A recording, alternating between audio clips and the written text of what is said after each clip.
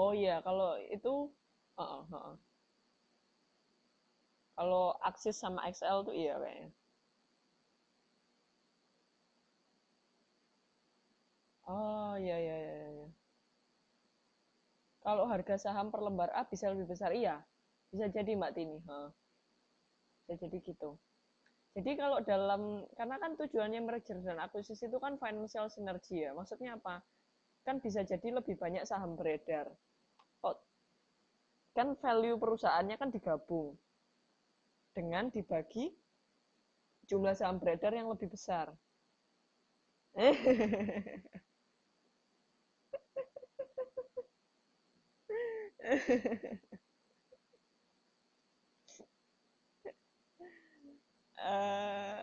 Besar, saya lupa nih kali.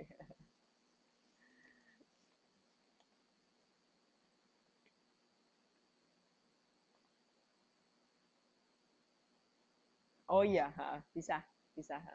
Ya sini baru baca nih soalnya saya bikin soal lupa nih. Iya, ha. Bisa bisa jadi. Namanya kan sinergi ya teman-teman. Kalau sinergi itu kan pasti teman-teman enggak Mbak Eni nggak ada apa info dari Mbak Eni serius deh nggak ada loh serius apa kita belum temenan ya jadi nggak masuk ya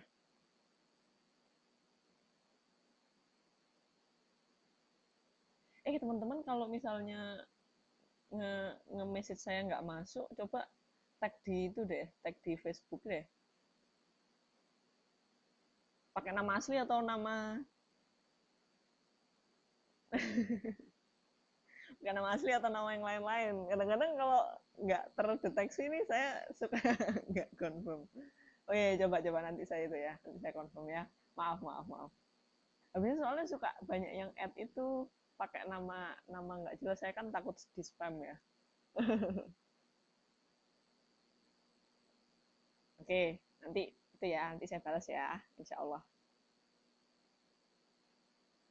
hmm, jadi gimana modul 1 sampai modul 9 jelas semua ya insya Allah ya atau gini deh teman-teman kasih feedback ke saya mungkin nanti untuk semester berikutnya saya ngajar adik-adik kelasnya biar lebih baik untuk kinerja saya kira-kira menurut teman-teman apa di bagian mana saya kurangnya PR-nya terlalu susah atau neranginnya terlalu cepat atau gimana?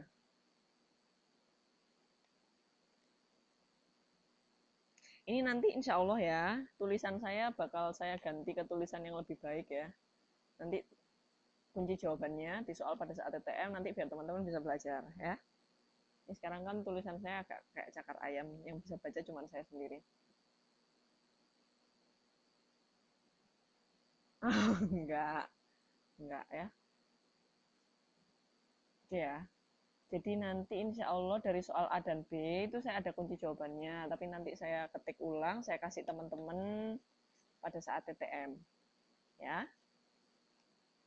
jadi nanti teman-teman bisa belajar lagi. Biasanya gini teman-teman soal kalau saya amati soal di ujian UT itu soalnya satu tapi kayak merantak ke bawah gitu loh. Jadi teman-teman kalau misalnya ngitung di sini kan misalnya kalau saya kasih contoh di soal soal B yang nomor 2 ya misalnya terus kayak misalnya berapakah harga saham yang layak gitu ya nah biasanya tuh kayak ditanyain dulu RI-nya dulu berapa sebelum nanyain tuh nah habis ditanya RI-nya terus harga dividen tahun tahun berikutnya berapa kayak gitu dulu terus baru ditanyakan harga saham jadi teman-teman kayak harus hafal step-stepnya kalau mengerjakan sebuah soal itu logiknya apa dulu sih yang mesti dikerjakan gitu ya apanya dulu yang mesti dikerjakan jadi kayak jangan jangan lompat-lompat gitu ya beruntun jadi biasanya itu ada kelemahan ada kelebihannya ya gampangnya kalau teman-teman bisa ngerti stepnya itu pasti bisa semua tapi kalau enggak kalau satunya salah nanti ke bawah biasanya beruntun juga iya saya lihat di beberapa soal yang hitungan biasanya seperti itu ya teman-teman fokus di hitungan juga tapi teman-teman juga jangan lupa harus paham teorinya ya karena soalnya kan ABC nggak semuanya masalah hitungan manajemen keuangan itu juga ada logiknya kenapa sih kok Misalnya kayak kenapa sih kok perusahaan A itu harus merger sama perusahaan B kayak gitu. Terus kenapa sih kok ada orang lebih memilih membeli opsi call daripada mengikuti aja pergerakan harga saham gitu ya. Jadi teman-teman harus dibalik perhitungannya, teman-teman harus paham logikanya soal ini tuh apa sih kayak gitu ya. Ya. Jadi nggak ada pertanyaan sampai di sini. Ini dari 9 orang yang datang ini, berapa orang yang bisa datang TTM? Yang nggak bisa deh, yang nggak bisa saya tahu Mbak Puji ya, nggak bisa ya. Atau yang lain ada lagi nggak yang nggak bisa datang TTM? Mbak Nurul nggak bisa? Mbak Ira nggak bisa? Terus Mas Eko? Berarti berapa orang? Mbak Elina, 1, 2, 3, 4 orang ya? Oh iya, nggak apa-apa Mbak Eni. Tapi nanti gini ya, jadi tugasnya sebelum pas teman-teman masuk pagi, tugasnya nanti minta tolong dikasih ke Mas Muklisin ya. Tugasnya nanti dikumpulkan, baru nanti pas masuk jam saya bahas. Nah, gini, kalau 16 soal kan 8A, 8B ya, kan kita masing-masing kan nggak bisa ya, nggak bisa 16 soal kok saya agak pesimis bisa dikerjakan semua. Jadi gini, maksud saya diberi soal yang berbeda itu teman-teman, jadi teman-teman bisa sharing karena saya cari soalnya bentuknya agak berbeda ya. Jadi teman-teman bisa belajar satu sama lain, nanti setelah selesai TTM teman-teman bisa tukar-tukeran ya. Tukar-tukeran jawaban, tukar-tukeran soal, nanti bisa belajar satu sama lain. Nah, karena kan 16 soal nggak mungkin saya bahas semua, jadi saya minta tolong ya, pilih 3 soal masing-masing A dan B ya, yang dirasa paling susah. Nanti 3 kali 2 berarti 6 ya, 6 soal itu yang saya bahas duluan. Kalau misalnya 6 itu sudah selesai dalam waktu kita TTM, nanti saya tambah bahas yang lain. Gitu ya. Gitu ya. Jadi teman-teman di soal B, teman-teman rembukan kira-kira nih yang dibahas ini enaknya yang mana. Terus teman-teman yang di soal A juga rembukan kira-kira yang di soal A mana yang harus dibahas. Gitu ya. Oke.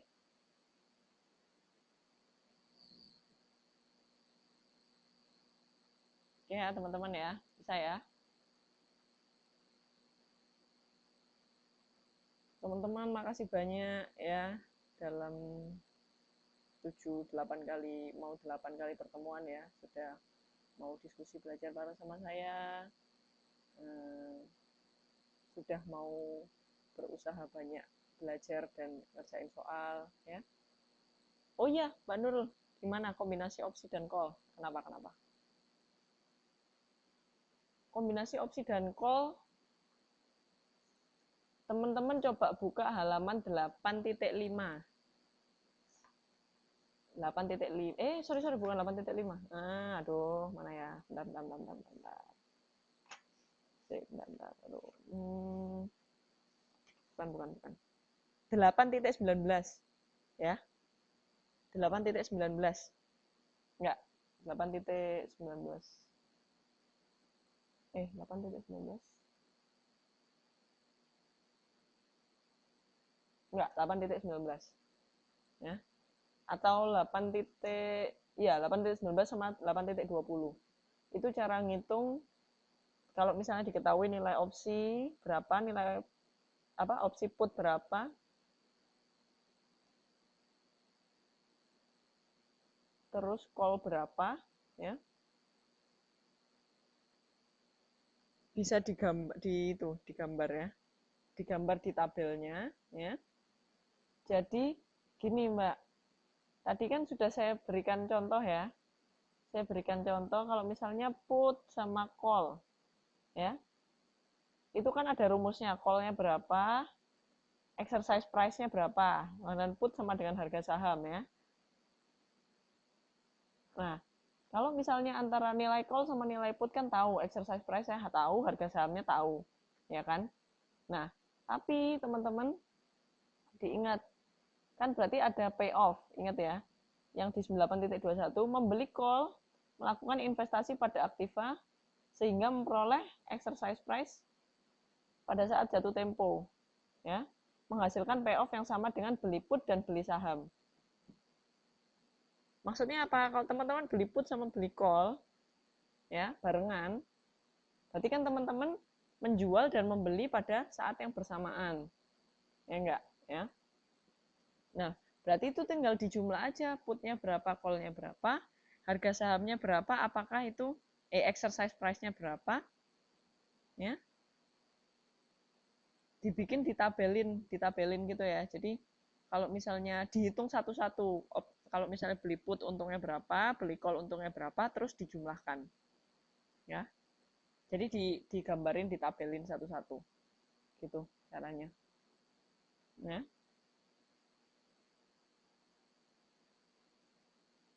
Kan kalau yang misalnya opsi put itu ada di 8.19, yang opsi call ada di 8.17, ya kan? 8.17 kan ada labanya berapa, ruginya berapa. 8.19 ada labanya berapa, ruginya berapa. Nah, kalau misalnya harga sahamnya sama-sama misalnya 10.000. Nah, itu yang di 8.17, 10.000 itu kan dia rugi 500.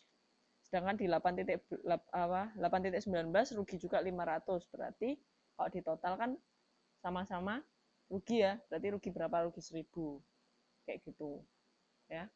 Jadi dihitungnya satu-satu terus dikombinasiin gitu ya Mbak Nurul, ya.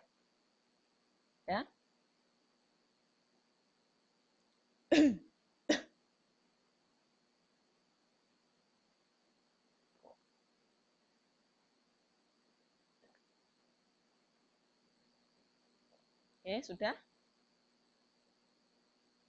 tahu ya. Halo.